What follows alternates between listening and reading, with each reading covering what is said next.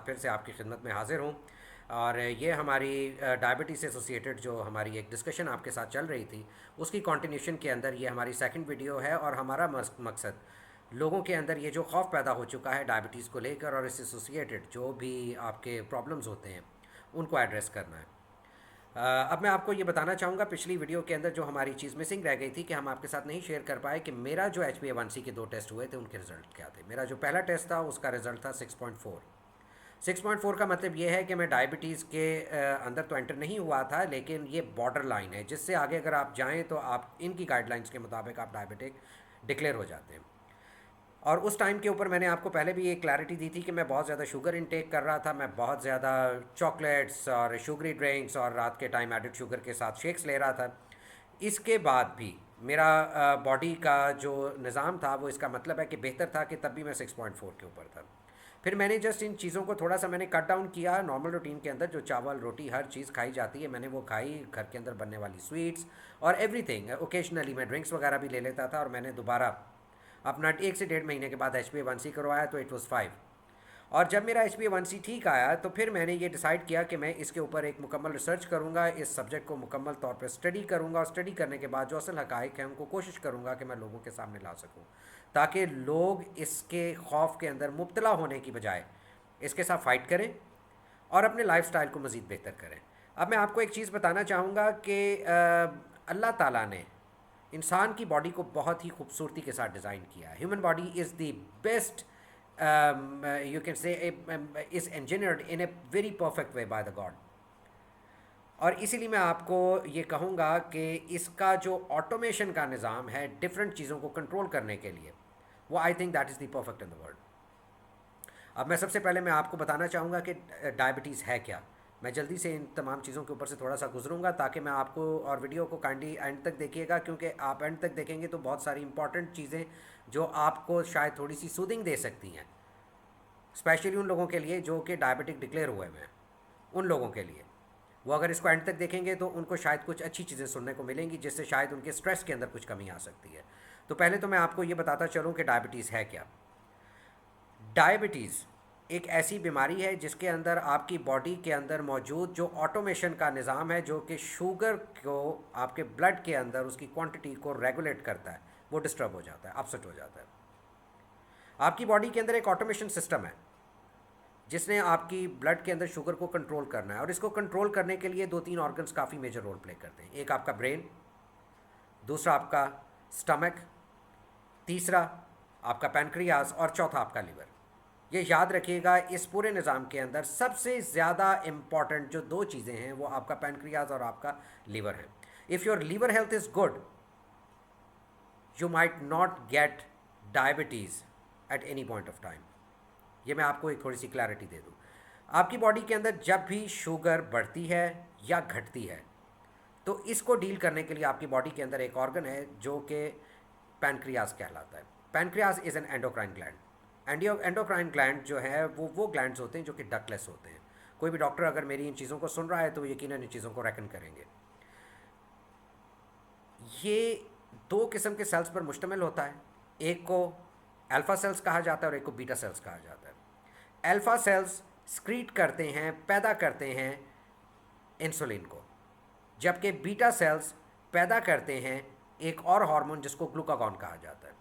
जब कभी भी आपकी बॉडी के अंदर शुगर डाउन चली जाती है तो उस शुगर को डाउन जाने की सूरत के अंदर एक मैसेज आपकी ब्लड स्ट्रीम से जो मिलता है उसके ऊपर रिस्पॉन्ड करता है pancreas in the form of secreting glucagon. ये ग्लूकागॉन जब भी सिक्रीट होगा तो एक मैसेज जाएगा आपके लीवर को, और आपके लीवर के अंदर तकरीबन 100 ग्राम्स तक शुगर स्टोर्ड होती है।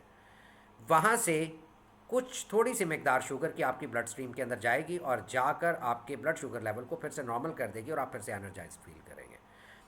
और जब कभी आपकी ब्लड की शुगर इंक्रीज़ करती है, स्पाइक्स लेती है, ऊपर जाने की कोशिश करती है, तो आपके जिस्म के अंदर यही निज़ाम, यही पैनक्रियाज से इंसुलिन निकलती है और इंसुलिन आपके सेल्स के दरवाज़ों को खोल देती है जो कि आपके मसल सेल्स होते हैं। और आपकी जो एक्सेस शुगर होती है आपके ब्लड के अंदर, ये उसको आपके मसल सेल्स के अंदर स्टोर कर देती है, जहाँ पर वॉक के थ्रू, फिज़िकल एक्टिविटी के थ्रू ये शुगर बर्न होती है और आपको एनर्जी देती है। तो ये तो मैंने आपको थोड़ी सी क्लैरिटी दे दी कि आपके जिस्म के अंदर शुगर को रेगुलेट करने के लिए कौन सा निज़ाम है और कैसे चलता है। अब मैं अगली बात आपको ये बताना चाहूँगा कि इस तमाम हेल्थ वैल्यूज़ को, शुगर से रिलेटेड जो हेल्थ वैल्यूज़ हैं, इनको, इनके ऊपर जो चेक है और कंट्रोलिंग अथॉरिटी है उसको एडीए कहा जाता है, American diabetes association. American diabetes association sugar से रेलेवेंट आपको हेल्थ वैल्यूज़ प्रोवाइड करती है, आपको शुगर की रेंजेस बताती है कि कहाँ तक इसको रहना चाहिए।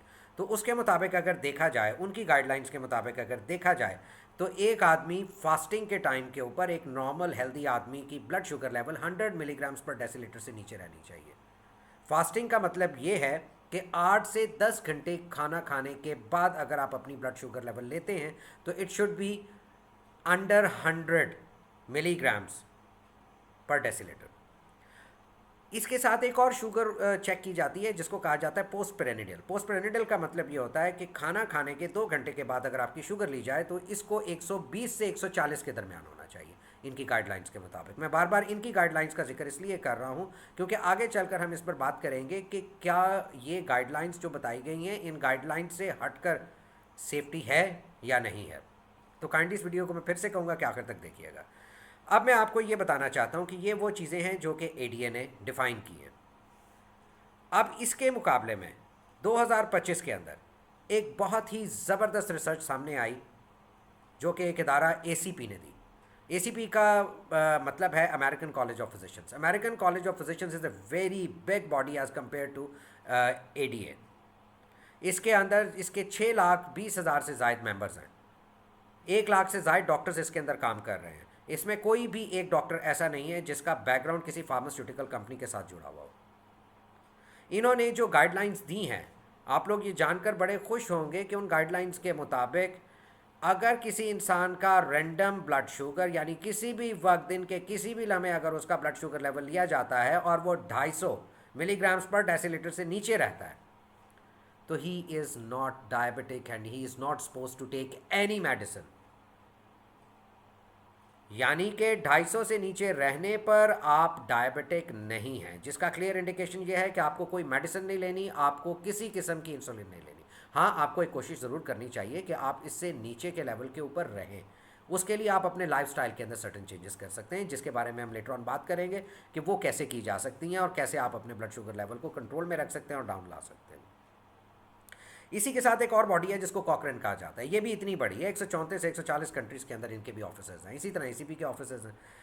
तो इन्होंने भी सिमिलर काइंड ऑफ रिसर्च काफ़ी अर्सा पहले इन्होंने दी थी। और आपको मैं बड़ी खुशी के साथ ये बताता चलूँ कि ये जो एसीपी की रिसर्च है, एसीपी की रिसर्च आ जाने के बाद अमेरिकन डायबिटीज़ एसोसिएशन भी इस साल मजबूर हो गई है कि वो 2025 के अंदर अपनी गाइडलाइंस उसने तब्दील की हैं।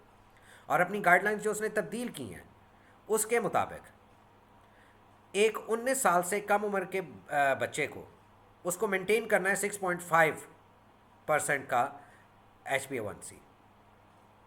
सिमिलरली 19 साल से ऊपर के बंदे जो हैं, 19 से लेकर 64 बरस की उम्र तक के जो अशखास हैं, उनका काम, उनका लिए ये है कि वो 7 से 7.5 के दरमियान अगर उनका HbA1c आता है तो they are perfectly okay, they are not suppose to take any medicine. Once again I am emphasising on it, please do not take any medicine if your HbA1c is still under 8। इसके साथ साथ जिनकी उम्र 64 बरस से ज़्यादा है वो 8.5 तक के HbA1c के साथ भी सेफ़ हैं और उनको उसको डाउन लाने के लिए किसी किस्म की भी मेडिकेशन नहीं लेनी। अब मैं आपसे एक दरख्वास्त करूँगा कि ये जो मैंने आपसे कहा है कि आपने मेडिसिन नहीं लेनी, इसका मकसद हरगिज़ ये नहीं है कि आप अपनी डाइट के अंदर केयरलेस हो जाए।